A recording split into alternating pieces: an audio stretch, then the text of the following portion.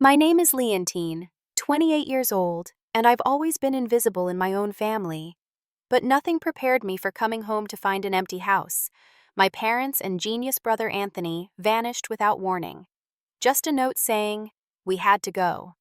No explanation, no goodbye, nothing. After years of living in my brother's shadow, they finally made it official by disappearing together and leaving me behind. Before I tell you how I discovered the shocking truth behind their disappearance, let me know where you're watching from in the comments. Hit that like and subscribe button to join me on this journey of betrayal and redemption. I grew up in Brookline, a leafy suburb just outside Boston, Massachusetts. Our brick colonial house with its manicured lawn and flower beds seemed picture perfect from the outside. Inside was a different story. I was the middle child sandwiched between my older sister Morgan, who was 32, and my younger brother Anthony, who was 22. But our family never felt balanced. From the moment Anthony could form sentences, it was clear he was special. At just 2 years old, he was already reading simple books, while most kids his age were still mastering basic vocabulary. By 5, he was solving math problems that stumped kids twice his age. My parents, Harold and Joyce Franklin, were academics themselves. Dad was a physics professor at MIT, and Mom taught advanced mathematics at Boston University. They recognized Anthony's gift immediately and nurtured it with an intensity that left little room for anything else. "Anthony just solved a calculus problem," my father would announce at dinner, beaming with pride. "He's only 7 years old." Meanwhile, I struggled through basic algebra despite studying for hours each night. I wasn't unintelligent. I maintained a solid B+ average through school, which would have been perfectly acceptable in most families. But in ours, it was barely acknowledged. For my 16th birthday, my parents gave me a used Toyota Corolla. Just 2 months later, when Anthony turned 10 and won a regional science competition, they bought him a professional-grade telescope worth 3 times my car. I tried not to be jealous. After all, Anthony was a sweet kid who never asked for special treatment. But the inequity was impossible to ignore. "Your brother is special," my mother told me once when I complained about the unfairness. "He needs these resources to develop his potential. You understand that, don't you, Leontine?" I nodded and swallowed my hurt.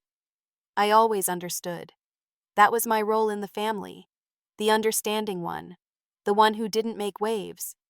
Family vacations were scheduled around Anthony's academic competitions. When he was invited to a prestigious summer program at Stanford, the entire family relocated to California for 2 months. My soccer championship game that same summer. My parents watched it via a choppy video call while sitting in the audience of Anthony's program presentation. Even holiday celebrations revolved around my brother. One Christmas stands out painfully in my memory. I was 14 and had spent weeks making handcrafted gifts for everyone. For my mother, a hand-painted silk scarf with her favorite flowers. For my father, a wooden bookmark with a physics equation engraved on it. For Anthony, a star map of the night sky on the day he was born. When we gathered to open presents, my gifts were met with polite thanks but quickly set aside. Then Anthony handed my parents each a small envelope. Inside were mathematical proofs he'd been working on that apparently solved some theoretical problem my parents had discussed. They were so overcome with excitement they literally forgot about the rest of Christmas. They spent the entire day in Dad's study with Anthony examining his work and making calls to colleagues. Morgan and I ended up watching holiday movies alone with a pizza we ordered ourselves. Morgan was 7 years older than me and had developed her own defense mechanism against our lopsided family dynamic. She simply detached. She went to college in California deliberately to put distance between herself and the family obsession with Anthony. She built her own life, rarely came home, and when she did, she treated family gatherings like anthropological expeditions, observing with detached amusement rather than emotional investment. "Just get through it until you can escape too," she advised me during that forgotten Christmas. That's what I did. But I couldn't adopt her approach. I kept trying to earn my place in my parents' attention. Every A on a test, every award or accomplishment was brought home like an offering I hoped would finally be enough. It never was. The irony was that Anthony himself never seemed to notice the imbalance. He looked up to me often, coming to my room to show me his latest discovery, or ask my opinion about some completely age-inappropriate decision he was struggling with. We developed a bond that existed separate from our parents' lopsided affections.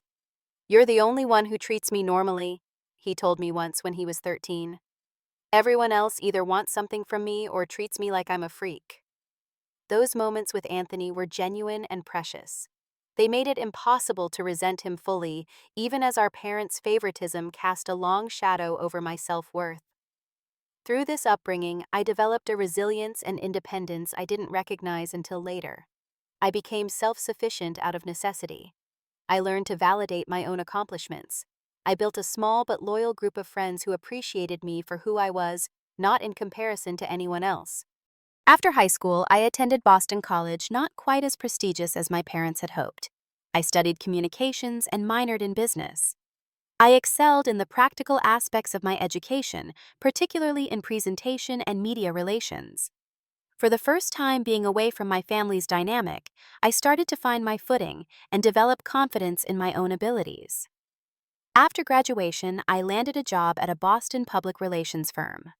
I was building a respectable career until the company lost a major client and implemented layoffs.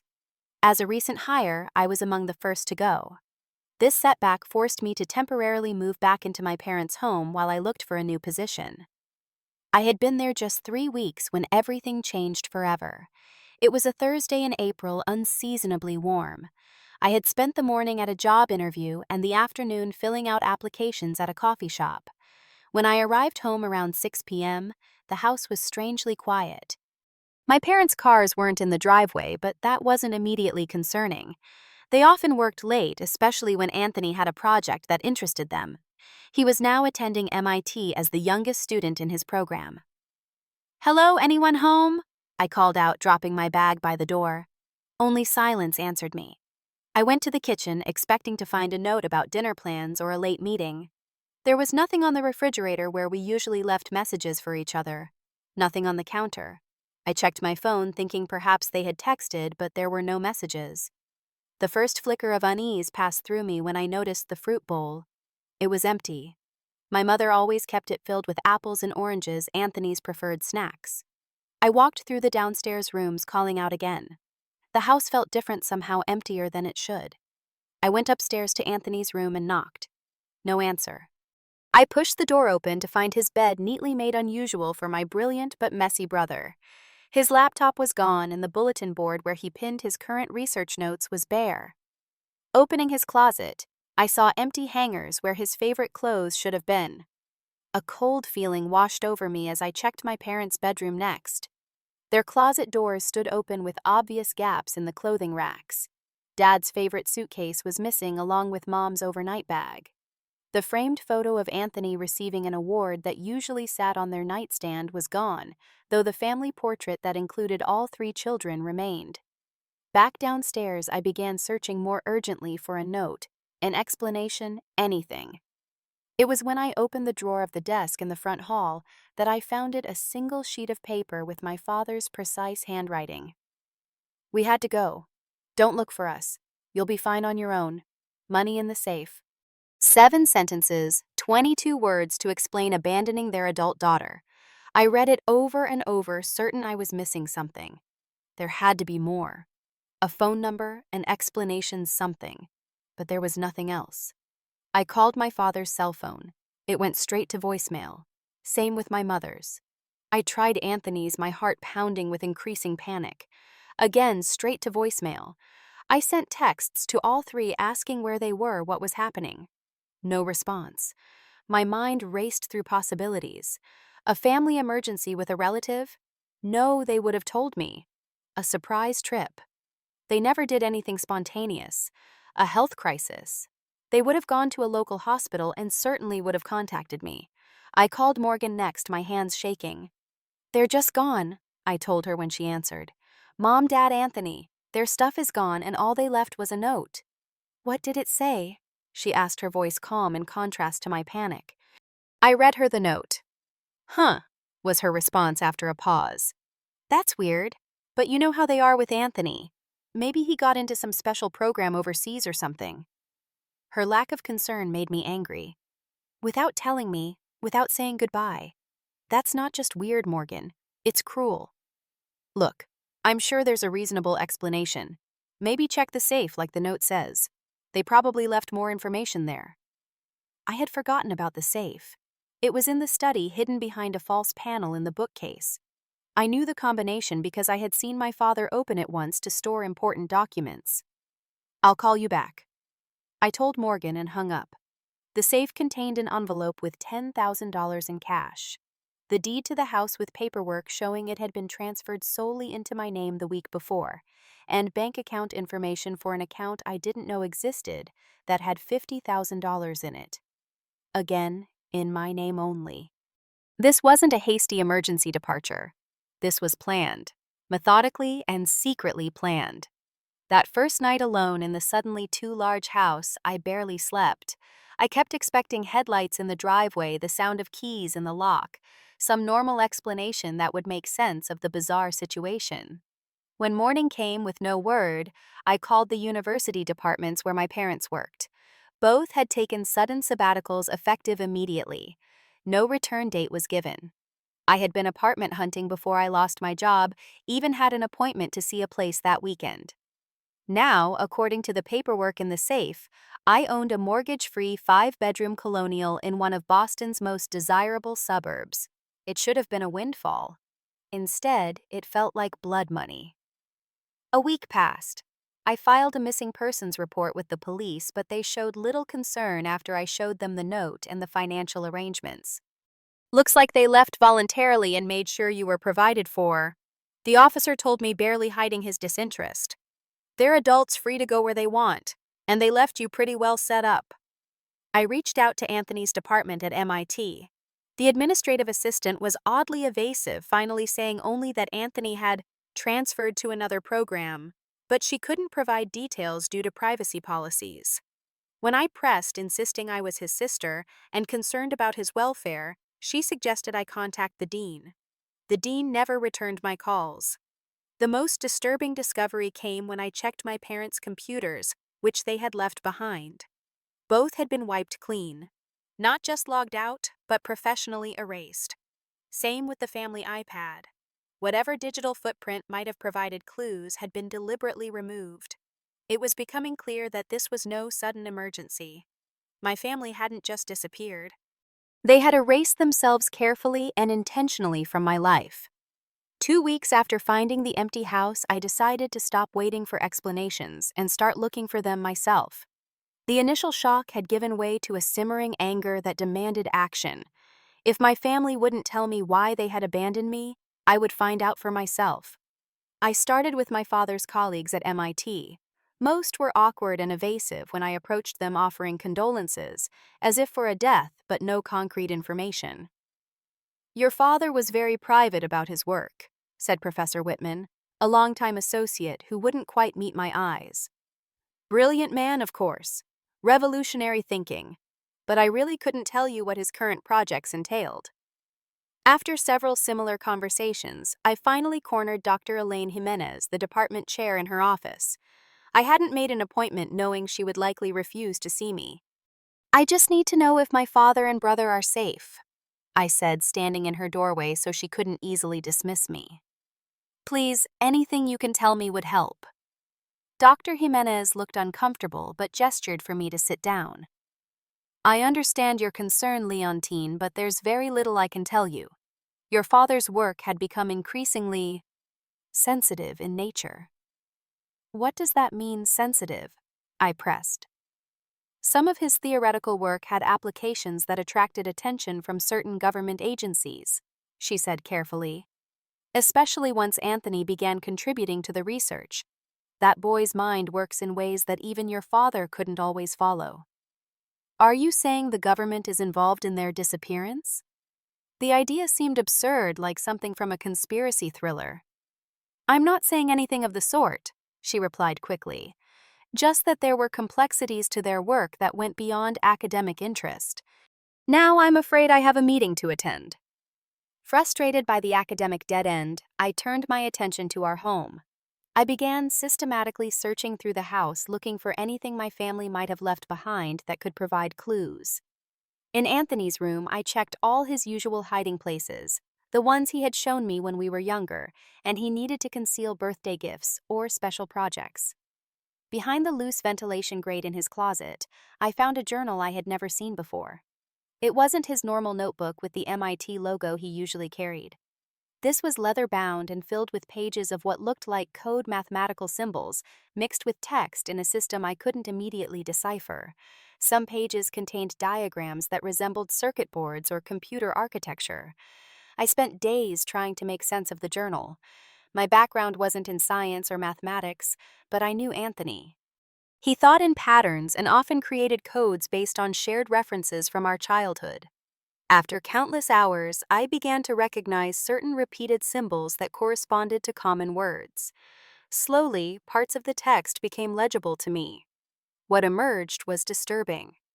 Anthony had been working on a quantum computing application that, according to his notes, could potentially break any existing encryption system in seconds. The theoretical implications were enormous, both for cybersecurity and national intelligence.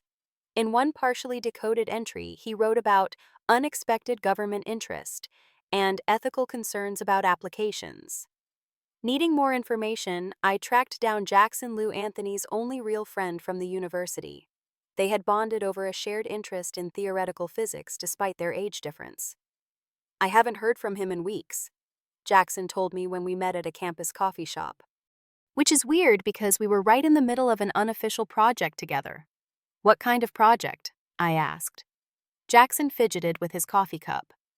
"Look, Anthony swore me to secrecy about the specifics, but I can tell you that some guys in suits started showing up at the lab about a month before he disappeared. They would take him to private meetings. He came back from one looking really shaken." "Did he say who they were?" "He just said they were from an agency and that they were very interested in his quantum algorithm work. The last time I saw him, he told me that if anything happened to him, the answer was in the stars." Jackson shrugged. "I thought he was being melodramatic." The stars. It could have been just a phrase, but with Anthony, everything had layers of meaning. When he was 12, we had developed a simple substitution cipher based on constellations visible in different months. It was our secret way of communicating when our parents were being particularly focused on his achievements. That night, I went through our bank statements from the months before the disappearance. There were several large withdrawals from my parents' accounts, far more than the money they had left for me. There were also wire transfers to an account in Switzerland, a country with notoriously strict banking privacy laws. As I was puzzling over the financial trail, my phone rang with a number I didn't recognize. I answered cautiously. "Stop asking questions," a male voice said without introduction. "For your own safety and theirs, stop digging." "Who is this?" I demanded. "Do you know where my family is?" "This is the only warning you'll get," the voice continued as if I hadn't spoken. "Forget about them. Move on with your life." The call disconnected. I sat frozen, the phone still in my hand. It was the first confirmation that something bigger and more dangerous than a family abandonment was at play. That night, unable to sleep, I returned to Anthony's room to search more thoroughly. Inside his reading lamp, I found a small electronic device I had never seen before. About the size of a watch face, it had no visible buttons or screens, just a small light that pulsed red every few minutes. I didn't know what it was, but the fact that it had been hidden suggested it was important. I placed it in a metal box to contain any potential signal and continued my search with renewed purpose. Whatever had happened to my family, it was becoming clear that it was deliberate, planned, and connected to Anthony's research. And someone was watching to make sure I didn't get too close to the truth. 3 months after finding the empty house, the sensation of being watched had become so constant that I almost got used to it. Almost. The black sedan that appeared periodically on my street. The jogger who passed the house at exactly the same time each day, always glancing at my windows. The clicks and electronic echoes on my phone calls. Someone was monitoring me, and they weren't being particularly subtle about it. I was watering the plants in the living room when I heard a noise from upstairs. Living alone in a large house, you become attuned to its normal sounds, and this wasn't one of them. It was the unmistakable creak of the floorboard outside Anthony's bedroom. Heart pounding, I grabbed the closest potential weapon, a heavy glass paperweight, and quietly made my way upstairs. The door to Anthony's room was ajar, though I was certain I had left it closed. Inside, a man in a dark suit was methodically going through Anthony's desk drawers. "What the hell are you doing in my house?" I demanded, gripping the paperweight tightly. The man turned, showing no surprise at being caught. "Ms. Franklin, I was hoping to avoid this confrontation." "I'm calling the police," I said, pulling out my phone. "I wouldn't recommend that." He reached into his jacket and produced an ID badge. "Agent Thomas Brooks, Department of Defense. We have some questions about your brother's research materials." "You need a warrant to search my home," I said, not lowering my makeshift weapon. "And Anthony's computer isn't even here. It disappeared along with him and my parents." "We're aware of that. We're more interested in any physical notes or prototypes he might have left behind." His eyes scanned the room. "It would be in everyone's best interest if you cooperated, Ms. Franklin." Everyone's best interest. You break into my home, my family has vanished, and I'm supposed to believe you're looking out for my interests. My voice rose with each word. "Get out now, or I really will call the police." Agent Brooks, if that was even his real name, gave me a cold smile. "We'll be in touch." He walked past me and down the stairs. I followed at a safe distance, watching as he let himself out the front door as calmly as if he'd been an invited guest. After he left, I did a thorough check of the house. Anthony's room had been thoroughly searched and his mattress was slightly askew. I lifted it to find that the electronic device I had hidden there was gone. That night, I reviewed what I had learned from Anthony's journal before hiding it in a new location. Through my partial decoding, I had determined that Anthony had been developing a quantum computing algorithm that could factor prime numbers exponentially faster than any existing system. The implications were staggering. Such an algorithm could break virtually any encryption system currently in use, from banking to national security. No wonder the government was interested. No wonder someone had been watching our family. But it didn't explain why my parents and Anthony would leave without a trace, or why they would leave me behind. My sister Morgan was no help. When I called to tell her about the break-in, she sighed with exasperation.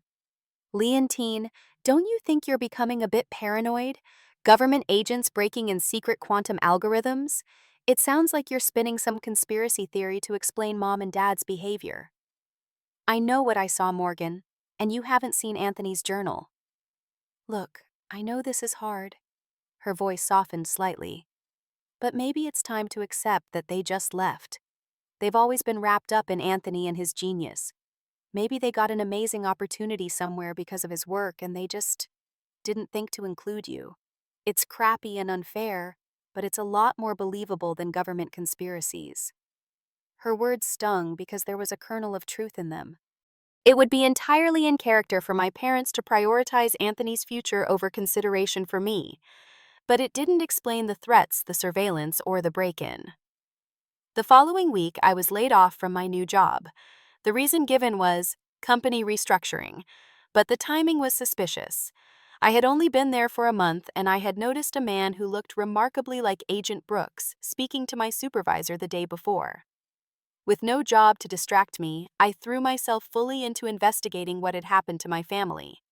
I spent hours decoding more of Anthony's journal, researching quantum computing basics to better understand his work, and tracking the digital breadcrumbs my family might have left behind.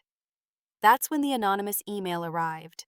No subject line, no message text, just an attachment. With trepidation, I scanned it for viruses before opening it. It was a photo slightly blurry, as if taken from a distance. My parents and Anthony sitting at an outdoor cafe, mountains visible in the background. They were smiling, looking relaxed. The timestamp on the photo was just 1 week earlier. They were alive. They were safe. And they looked happy without me. I spent the next day in a fog of hurt and confusion, staring at the photo, searching for clues to their location. The architecture in the background suggested somewhere in Europe, possibly Switzerland, which aligned with the bank transfers I had discovered. Pushing through my emotional turmoil, I remembered something my father had mentioned years ago. He maintained a safe deposit box at a bank downtown, separate from our family's regular bank. He had taken me there once when I was a teenager, telling me about it just in case. With everything else that had happened, I had forgotten about it until now. The bank manager was reluctant to grant me access until I produced the deed to the house, showing my father had transferred ownership to me, along with a letter I found among the papers authorizing me as a co-signer on the box. Inside was a sealed envelope with my name on it, a small external hard drive, and several encrypted files. The hard drive was password protected, but after multiple attempts using family birthdays and significant dates, I managed to access it using the name of our first family dog, combined with the year my parents met. Inside were hundreds of files, most encrypted beyond my ability to decode. However, one folder contained emails between my father and a former research assistant named Dr. Simon Walsh. I searched for Dr. Walsh online and discovered he was now teaching at a small college in Vermont. I drove there the next day. Harold was working on something revolutionary, Dr. Walsh told me when I finally tracked him down after his afternoon class. But he was becoming increasingly concerned about who would control the technology. What exactly was he working on? I asked.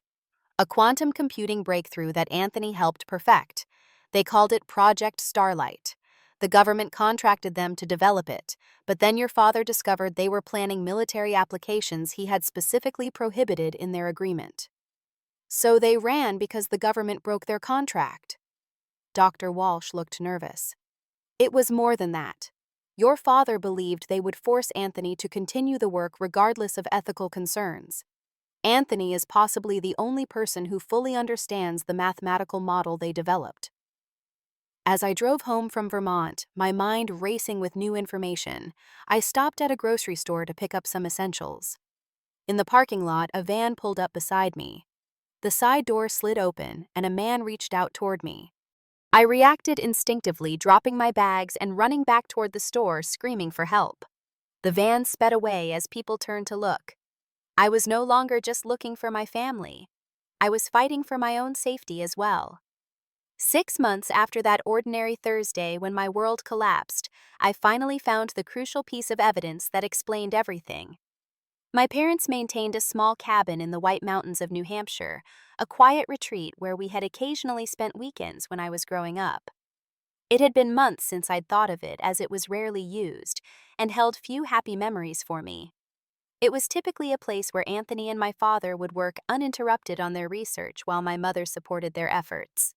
I had usually been left to entertain myself. On a hunch, I drove the 3 hours north, half expecting to find the cabin sold or emptied like the house had been.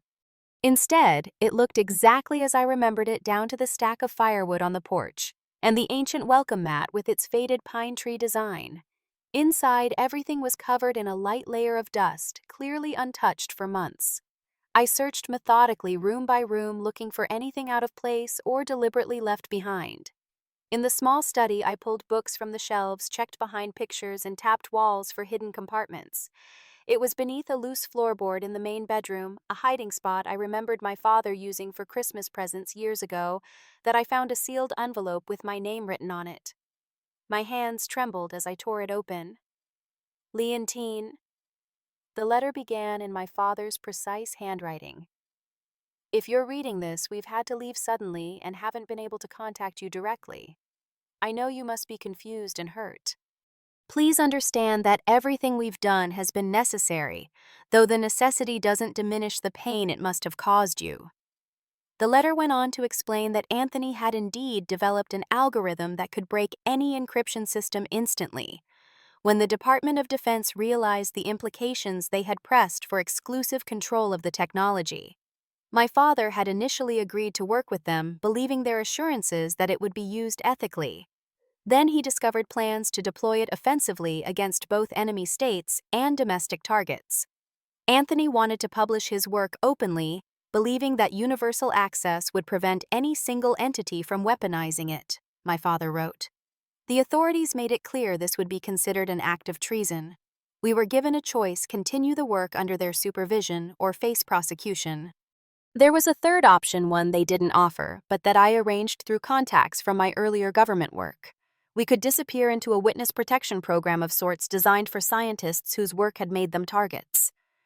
Then came the words that shattered me completely. The program would only accept the three of us, as Anthony is the primary asset they're protecting, and your mother and I are essential to his emotional well-being and continued work. We were told that including you would complicate the extraction and potentially compromise the entire operation. We were assured you would be safer left behind, as you have no knowledge of the technical aspects of Anthony's work.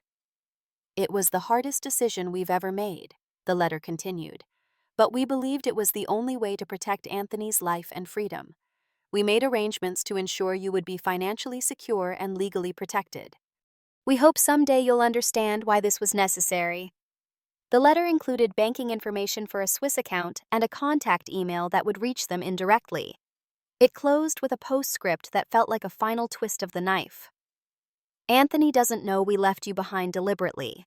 We told him there wasn't time to include you, but that arrangements would be made to bring you to us later. Please don't disillusion him if you make contact. He idolizes you and wouldn't understand the choice we had to make. I sat on the dusty cabin floor, the letter crumpled in my fist, a sound between a scream and a sob tearing from my throat. They had chosen to leave me behind, not because I was in danger, not because there was no alternative, but because I was considered expendable, unnecessary to Anthony's emotional well-being, an inconvenient complication to their neat escape plan. Back at the house, I used the contact information from the letter to send a brief message confirming I had found the letter and asking for direct communication. The response came 2 days later, a secure video call link with a specific time. When the screen lit up, I found myself looking at a government official I had never seen before, not my family. "Ms. Franklin," he said without preamble, "I understand you've been looking for your family." "Who are you?" I demanded. "Someone who can confirm what you've learned and advise you to accept the situation as it stands," he replied. "Your family is safe, as you now know. They're being well cared for in exchange for your brother's continued work in a secure environment. I want to speak to them directly." "That won't be possible right now. The security protocols." "Bullshit," I interrupted. "My parents chose to leave me behind. I deserve to hear that from them directly." The man's expression hardened. "Ms. Franklin, I understand your anger, but this situation is larger than your family drama. Your brother's work has national security implications that override personal considerations. Your parents made their choice. I suggest you respect it and move on with your life." "Or what?" I challenged. "Or you may find that continuing to pursue this matter makes your life unnecessarily difficult. We've been lenient because of your family connection, but our patience isn't unlimited." After the call ended, I sat in stunned silence, the full weight of the betrayal sinking in. Not only had my parents chosen Anthony over me yet again, but they had actively participated in a plan to separate us permanently. They had decided with cold calculation that I was not essential to their new life. The final blow came that evening when I decoded another section of Anthony's journal using the new information I had gathered. In it, I found a transcript of a conversation between my parents about the escape plan. My mother's words pierced my heart like physical wounds. "Leontine has always been independent," she had said. "She'll be fine on her own. She's used to managing without much support from us. Anthony needs us. He always has." In that moment alone in the too big house with concrete evidence of my parents' calculated abandonment, something inside me broke. The careful emotional walls I had built over years of being the least important member of my family crumbled entirely. I collapsed onto the kitchen floor, great heaving sobs tearing through me as years of accumulated hurt poured out. I cried until my throat was raw and my eyes swollen until there seemed to be no tears left in me. For the first time, I couldn't rationalize or excuse my parents' behavior. They hadn't just overlooked me or prioritized Anthony in the moment. They had deliberately chosen a future without me in it. 8 months into my new reality, something shifted inside me. The paralyzing pain of betrayal began to harden into something else, something stronger. determination. If my parents thought I would quietly accept their decision to erase me from their lives, they were about to learn how wrong they were. My first step was to consult with a lawyer about my options. Karen Diaz specialized in unusual family law cases and listened to my story without the skepticism I had come to expect. "Legally, your situation is complicated," she told me after I had explained everything. "Your parents haven't committed a crime by leaving. They've actually been quite generous financially, and the government involvement muddies the waters considerably." "So there's nothing I can do?" The prospect was unacceptable. "I didn't say that," Karen corrected. "While we may not have much legal leverage, we can certainly explore other avenues. If your family is indeed in Switzerland as you suspect, that gives us something to work with, and this letter is evidence of your father's state of mind and intentions." With Karen's guidance, I used some of the inheritance money to hire Marcel Fournier, a private investigator specializing in international cases, particularly in Switzerland. "Banking privacy laws make Switzerland ideal for those wishing to disappear," Marcel explained during our first meeting. "But no one can completely erase their footprint, especially Americans who tend to stand out in small Swiss communities." While Marcel began his search overseas, I took a different approach to understanding what had happened.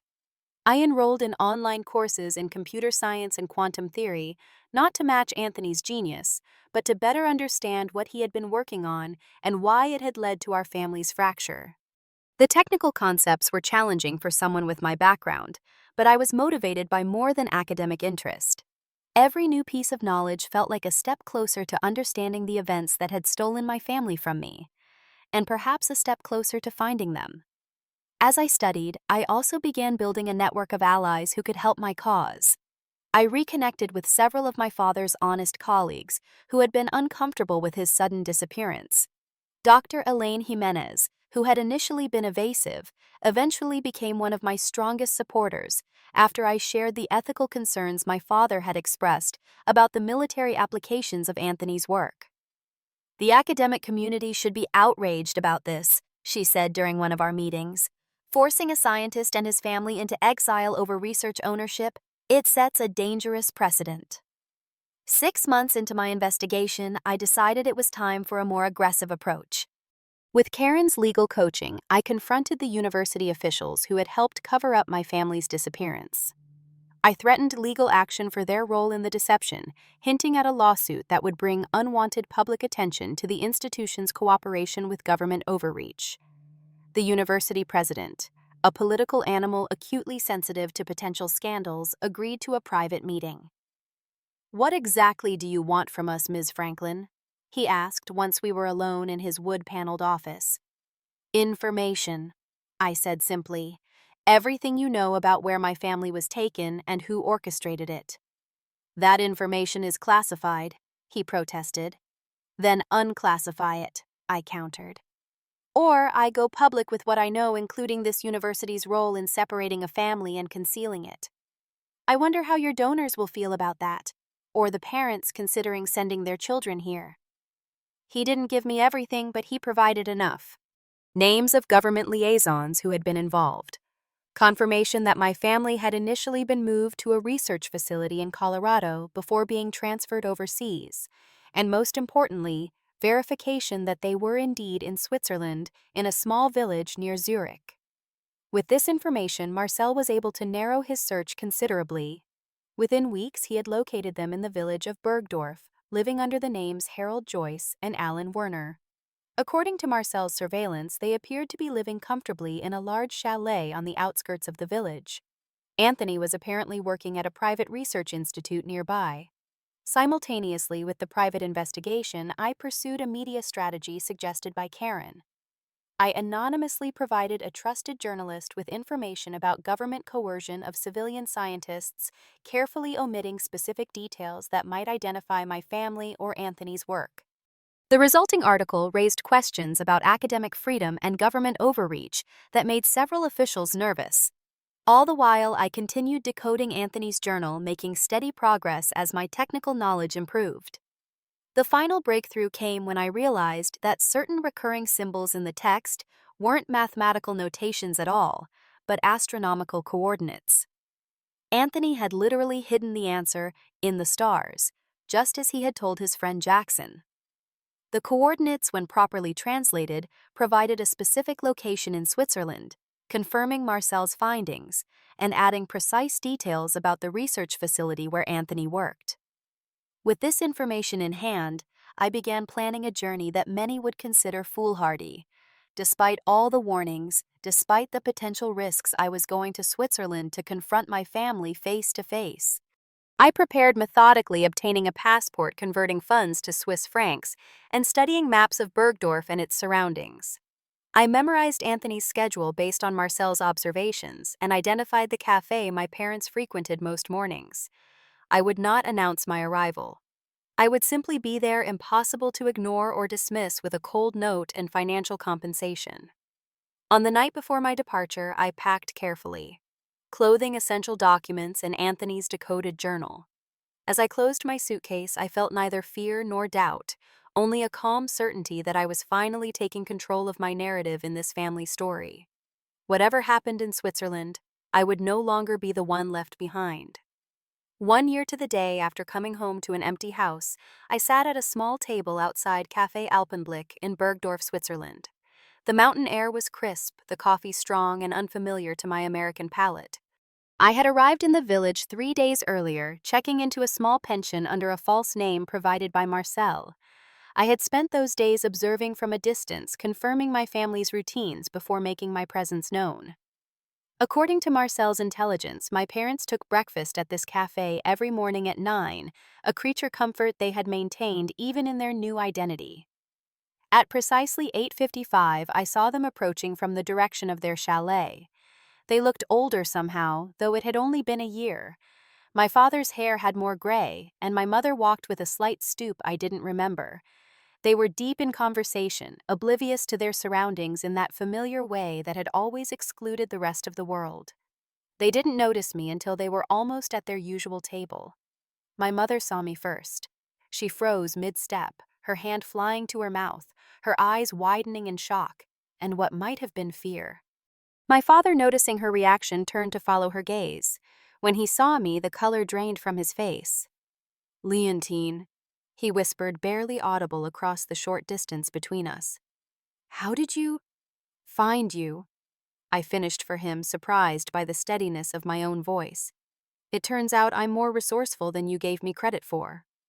"You shouldn't be here," my mother said, looking around nervously, as if expecting government agents to materialize from behind the flower boxes. "It's not safe." "For whom?" I asked. "For me, or for the convenient new life you've built without me?"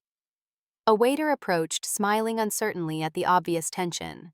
My parents mechanically ordered their usual breakfast while I requested another coffee. We sat in strained silence until the waiter retreated. "We left you the house," my father finally said, as if that explained everything. "And financial security. We made sure you'd be taken care of." "You left me alone," I corrected him. "You decided I wasn't necessary to your new family unit. That Anthony needed you, but I didn't. You made that choice without even talking to me." "We had no choice," my mother insisted.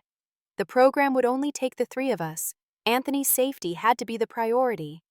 "So you say in your letter, but I've spoken to people involved in the extraction. You could have negotiated for me to join you. You didn't even try." My father looked away, unable to meet my eyes. My mother's lips thinned into a defensive line I knew well from childhood disagreements. "We did what we thought was best," she said. "Anthony was in danger. And I wasn't worth the extra complication," I finished for her. I've always known where I stood in your hierarchy of concern, but it was still breathtaking to see it spelled out so clearly. Just then, the cafe door opened and Anthony stepped out, likely having been called by one of my parents via text. When he saw me, his reaction was completely different from theirs. His face lit up with genuine joy, and he rushed forward to embrace me. "Leontine, you're here. They finally arranged for you to come." He hugged me tightly, then stepped back to beam at me. "I've missed you so much. It's been awful without you." The contrast between his welcome and my parents' reception was painful to witness. Anthony truly had believed I would be brought to join them eventually. As my parents had requested in the letter, I didn't disillusion him in that moment. "It's good to see you too, Anthony," I said, returning his smile with genuine affection. Whatever anger I harbored toward my parents, it had never extended to my brother. We moved to a larger table, and Anthony launched into excited descriptions of his work at the Research Institute, carefully avoiding specifics that might be sensitive. My parents remained largely silent, exchanging concerned glances as Anthony and I reconnected. Finally, when Anthony left briefly to use the restroom, I confronted them directly. "He doesn't know you deliberately left me behind, does he?" I kept my voice low, but couldn't hide the anger. "It would only hurt him to know," my mother said defensively. "He idolizes you. And yet you had no concern about how it would hurt me to be abandoned, to find out from a letter that I was considered dispensable." "That's not fair, Leontine," my father protested weakly. "We were under immense pressure. The government was threatening legal action. Anthony's future was at stake." "My entire life was at stake," I countered. "You could have warned me. You could have given me a choice. Instead, you made decisions about my life without any regard for my feelings or agency." "We provided for you financially," my mother repeated, as if material compensation could possibly balance the emotional betrayal. "I didn't want your money. I wanted my family." "But that's never really included me, has it? I've always been an afterthought, the extra child who wasn't special enough to merit your full attention." My words hit their mark. My mother flinched visibly, and my father's face crumpled with what appeared to be genuine remorse. "We never meant to make you feel that way," he said quietly. "Intention doesn't matter. Effect does. And the effect of your choices throughout my life has been to show me exactly how little I matter to you both." When Anthony returned, the conversation shifted to safer topics. We spent the rest of the morning in a strange balance of genuine connection between Anthony and me, and strained civility between my parents and me. As noon approached, Anthony invited me to see their chalet. "You'll be staying with us, right?" he asked enthusiastically. "There's a guest room that's perfect for you. I've been keeping it ready just in case." I looked at my parents, whose discomfort was palpable. They couldn't openly contradict Anthony's assumption without revealing their deception. "Actually," I said carefully, "I have a hotel room in the village, and I won't be staying long. I have a life back in Boston now." "But you just got here," Anthony protested. "And we have so much catching up to do." "We do," I agreed. "And we will. But I'm not here to join your new life. I'm here to understand what happened and to decide what kind of relationship we have going forward, if any." The visit to their chalet that afternoon was illuminating. It was lovely, with spectacular mountain views and comfortable furnishings. But there were no photos of me anywhere. No evidence that their family had ever included a middle child named Leontine. They had truly started over, erasing me from their visual history as thoroughly as they had removed me from their daily lives.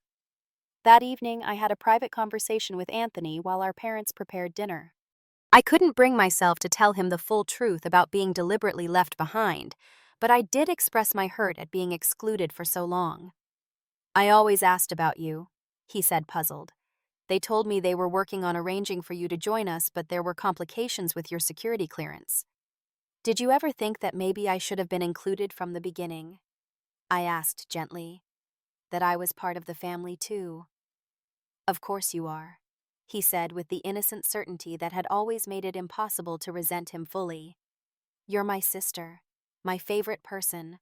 I never wanted to leave without you." His sincerity broke my heart all over again. Anthony, for all his genius, had never fully understood the family dynamics that had shaped our childhoods. In his mind, I had always been an essential part of the family, even as our parents repeatedly demonstrated otherwise. The next morning, I had a final conversation with my parents while Anthony was at the Research Institute. It was the most honest exchange we had ever had. "I need you to understand something," I told them. "I didn't come here to join your new life. I came here for closure, to say the things I never got to say before you disappeared." "Leontine," my father began, Whatever you think of our decision, we do love you." "Love isn't just a feeling," I replied. "It's actions, it's choices. And your choices have consistently shown that I am less important, less valuable to you than Anthony. That hasn't changed just because you're living in a different country under different names." "What do you want from us?" my mother asked, her voice tired. "An apology. We're sorry you were hurt, but we still believe we made the only choice we could under the circumstances." "I don't want your apology. I want you to truly see what you've done. Not just leaving me behind this past year, but the pattern of my entire life. Being Anthony's sister has defined my existence since I was a child, always in his shadow, always less important, always the afterthought." "That's not true," my father protested, but with little conviction. "It is true. And the fact that you can't even acknowledge it shows how blind you've been. I deserved parents who valued me for myself, not just as Anthony's sister." By the end of our conversation, something had shifted. Perhaps it was the directness with which I spoke, no longer the accommodating middle child hoping for crumbs of attention. Perhaps it was the year of separation giving them perspective they had lacked while caught up in their daily patterns. Whatever the reason, I saw the first glimmers of genuine understanding in their eyes. It wasn't enough to heal the wound of abandonment, but it was something I hadn't expected: accountability. I spent one more day in Bergdorf, mostly with Anthony. We walked around the village, hiked a short mountain trail, and talked about everything and nothing as we had when we were younger. I made arrangements to stay in touch with him through secure channels that Marcel helped establish. My relationship with my brother was worth preserving despite everything else. With my parents, I established clear boundaries. I would not be joining their new life in Switzerland. I would not pretend that what they had done was acceptable or necessary. But I would maintain minimal contact for Anthony's sake, and perhaps someday we could build something new from the ashes of the relationship they had burned. When I returned to Boston, the house that had felt so empty now represented something different. It was mine, not just legally, but spiritually. I began renovating, changing the color scheme, rearranging furniture, making the space truly reflect me, rather than preserving it as a shrine to my absent family. I found a job with a technology ethics consulting firm, using my newly acquired knowledge about quantum computing and my personal experience with its potential misuses to help shape policies that would protect researchers like Anthony while serving the public good. I built a community around me, strengthening friendships that had taken a back seat during my search for my family. I joined a support group for people dealing with family estrangement, finding solidarity and understanding among others who had similar experiences. Therapy became an essential part of my healing process. With my therapist's guidance, I worked through the deep-seated feelings of inadequacy that had taken root during my childhood in Anthony's shadow. I began to understand that my worth had never been dependent on my parents' recognition that I had value independent of their narrow definition of success. Slowly, the raw wound of abandonment began to scar over. It would never disappear completely, but it became a part of my story rather than its defining feature. I learned to carry the hurt without being consumed by it. One evening, about 6 months after my return from Switzerland, I received a letter from my mother. Unlike the cold, practical note they had left when they disappeared, this one acknowledged for the first time the pain they had caused me throughout my life. "I won't make excuses," she wrote, "but I want you to know that seeing you in Switzerland, hearing your truth spoken so clearly, has forced both your father and me to confront our failures as parents. We prioritized Anthony's extraordinary gifts at the expense of seeing and nurturing yours. We justified our choices as necessary for his development, never fully considering the cost to you. I'm not asking for forgiveness. I'm simply acknowledging what should have been obvious all along: you deserved better from us." The letter didn't miraculously heal everything, but it provided something I had never expected: to receive validation of my experience. My pain had finally been seen and acknowledged by one of the people who had caused it. In the quiet moments of self-reflection that came more easily now, I realized that the abandonment, painful as it was, had forced me to finally break free from the pattern of seeking validation from people who were constitutionally unable to provide it. I had built a life that was truly mine based on my own values and choices, rather than in reaction to or pursuit of my parents' approval. Some families are born, others are built. I finally understood that the foundation of my life was never going to be what they gave me, but what I chose to create for myself. The realization was both liberating and empowering, a hard-won wisdom that had emerged from the darkest moment of my life. Have you ever felt invisible in your own family? I'd love to hear your experiences in the comments below. Remember to like and subscribe if this story resonated with you. Share with someone who might need to hear that their worth isn't determined by family validation. Thank you for listening to my journey from abandonment to self-discovery. Remember, sometimes the family we create for ourselves brings the belonging we've always sought.